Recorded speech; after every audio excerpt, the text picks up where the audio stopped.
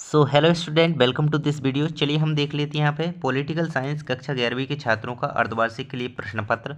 तो स्टार्ट करते हैं। आपका 80 अंक का यहाँ पे रहने वाला है पेपर, है ना। तो स्टार्ट करेंगे। पहला क्वेश्चन क्या कह रहा है आपका, सही विकल्प में, है ना।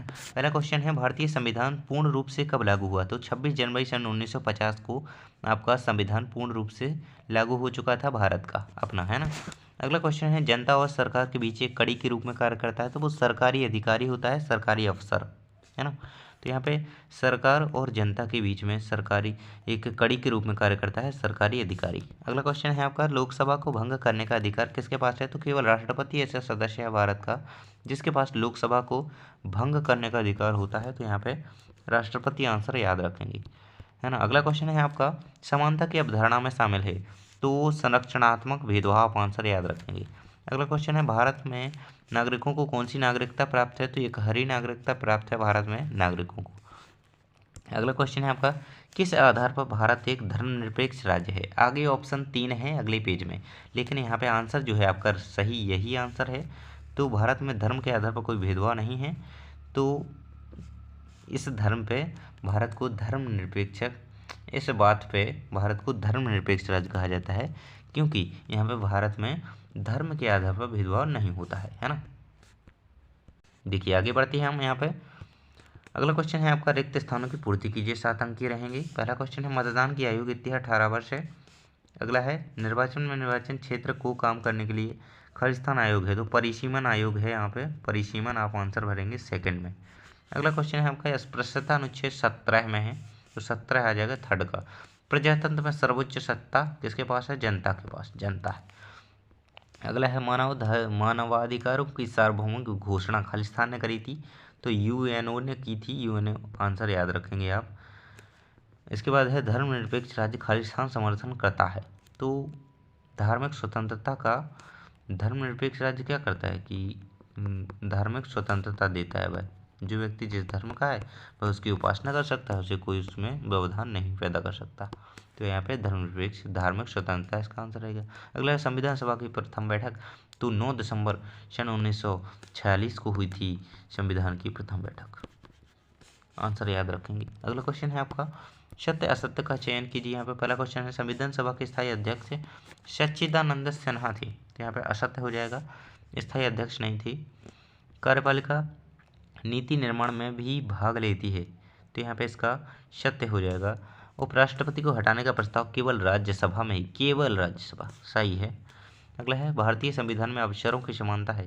तो असत्य हो जाएगा। यदि कोई व्यक्ति देशद्रोही है, अपराधी है, तो उसकी नागरिकता समाप्त कर दी जाएगी। बिल्कुल सत्य बात है, कर देनी चाहिए और कर भी दी जाती है। तो सही है ना। अगला है, भारत एक राष्ट्र है। तो बिल्कुल सत्य बात है, राष्ट्रीय हमारा यहाँ से स्टार्ट होता है। सही जोड़ियाँ बनाइए, है ना। 6 अंक रहेंगी सही जोड़ियाँ आपकी। विधि का शासन, तो ये ब्रिटेन देश से लिया गया हमारे संविधान में। एकात्मक प्रणाली फ्रांस से। स्वराज्य का अर्थ होता है स्व का शासन, मतलब अपना शासन, खुद का शासन।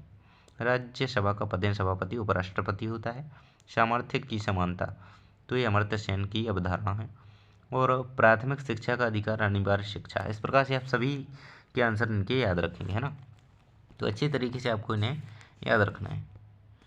एक शब्द या वाक्य में उत्तर। संविधान क्या है भैया, संविधान पूछ रहा है आपसे, इसकी परिभाषा पूछ रहा है, जो कि देश का समस्त कानून है ना। किसी देश को चलाने के लिए कुछ कानून और नियमों का पालन किया जाता है, कुछ कानून नियम बनाए गए हैं, उसे संविधान कहते हैं। इस प्रकार से आप इसका आंसर लिख देंगे। आगे आपका क्वेश्चन है, आनुपातिक प्रतिनिधित्व प्रणाली किस चुनाव में अपनाई जाती है। तो भारत के राष्ट्रपति के चुनाव में जो है आनुपातिक प्रतिनिधित्व प्रणाली चुनी जाती है, अपनाई जाती है। भारतीय राष्ट्रपति के गलत हो गया, राष्ट्रीय लिख दिया मैंने। भारत के जो प्रेसिडेंट का चुनाव होता है उसमें आप लिख लीजिए, आनुपातिक प्रतिनिधित्व प्रणाली अपनाई जाती है। नाममात्र की कार्यपालिका क्या है, तो वो राष्ट्रपति है ना, राष्ट्रपति। इस प्रकार से आप लिख लेंगे, नाममात्र की कार्यपालिका है। अगला क्वेश्चन है आपका, भारत के केंद्रीय व्यवस्थापिका को कहा जाता है। तो यहाँ पर संसद कहा जाता है। जैसे रूस की संसद का नाम ड्यूमा है, ऐसी भारत में संसद को ही संसद कहा जाता है। संसद है ना, कार्यपालिका की को व्यवस्थापिका को क्या कहती हैं, तो संसद कहती हैं। अगला क्वेश्चन, मार्क्सवादी समानता के जनक कौन है, तो कार्ल मार्क्स। आप यहाँ पे आंसर याद रखेंगे, कार्ल मार्क्स, है ना। अगला क्वेश्चन क्या कह रहा है आपका, मानवाधिकारों की सार्वभौमिक घोषणा को कब लागू किया गया, तो 10 दिसंबर, आंसर याद रखेंगे 10 दिसंबर सन 1948, 1948। अगला क्वेश्चन है आपका, राष्ट्रवाद का शाब्दिक अर्थ क्या है, तो राष्ट्र के प्रति निष्ठा और इसकी प्रगति ही राष्ट्रवाद है। राष्ट्र के प्रति निष्ठा, राष्ट्र के प्रति निष्ठा, यही तो राष्ट्रवाद है ना।